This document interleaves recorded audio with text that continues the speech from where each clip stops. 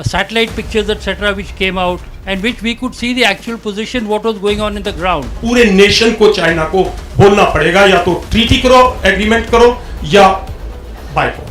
The country must be kept in the picture about what is actually going on. 2020 तक we have not lost one man to Chinese engagement. China और पाकिस्तान एक हो गए हैं और कोई भी युद्ध होगा वो एक से नहीं होगा, दोनों से होगा.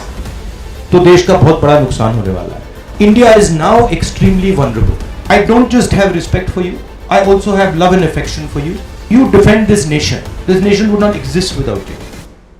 The issue is about China. There was a lot of satellite pictures, etc., which came out, and which we could see the actual position, what was going on in the ground. The country must be kept in the picture about what is actually going on.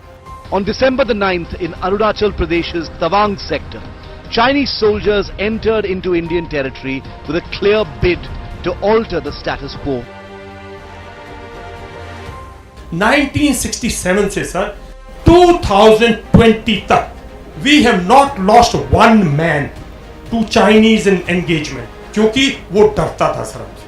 20 Indian soldiers were killed in action as a result of the physical skirmish with Chinese troops. जितनी China की sir agreements है सबको उनको exploit करता है.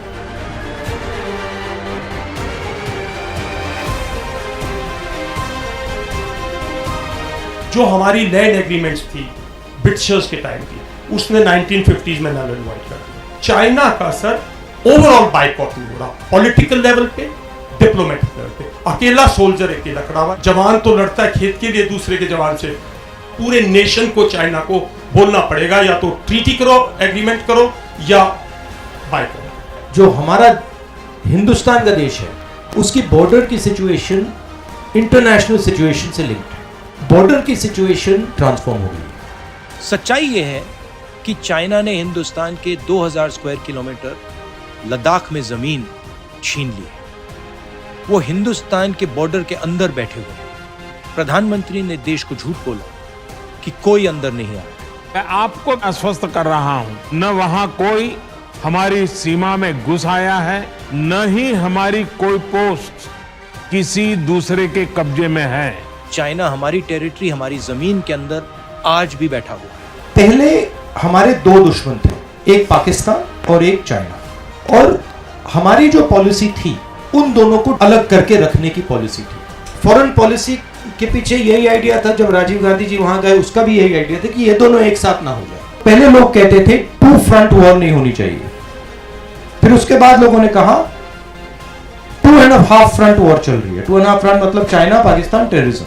आज एक ही front है, मतलब चाइना और पाकिस्तान एक हो गए और कोई भी युद्ध होगा वो एक से नहीं होगा, दोनों से होगा. ये दोनों अब एक साथ सिर्फ मिलिटरीली नहीं कर रहे हैं, इकोनॉमिकली भी काम कर रहे हैं.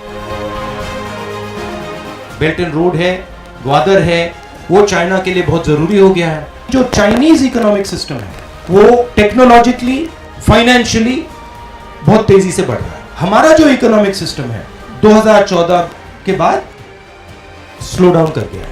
हमारे देश के अंदर डिस्टर्बेंस है, लड़ाई झगड़ा है, कंफ्यूजन है, नफरत है. हमारी माइंडसेट अभी भी 2.5 फ्रंट वॉर की माइंडसेट है. हमारी माइंडसेट जॉइंट ऑपरेबिलिटी की नहीं है. हमारी माइंडसेट साइबर वॉरफेयर की नहीं है. India is now extremely vulnerable. China and Pakistan are both preparing a surprise for us. That is why I keep repeating that the government cannot keep quiet.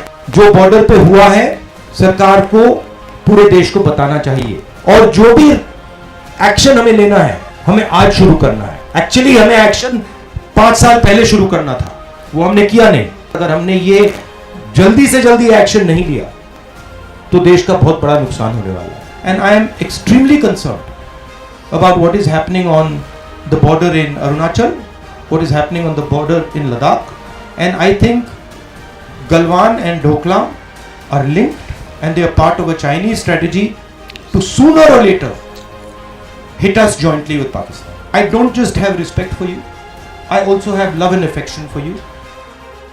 You defend this nation. This nation would not exist without you.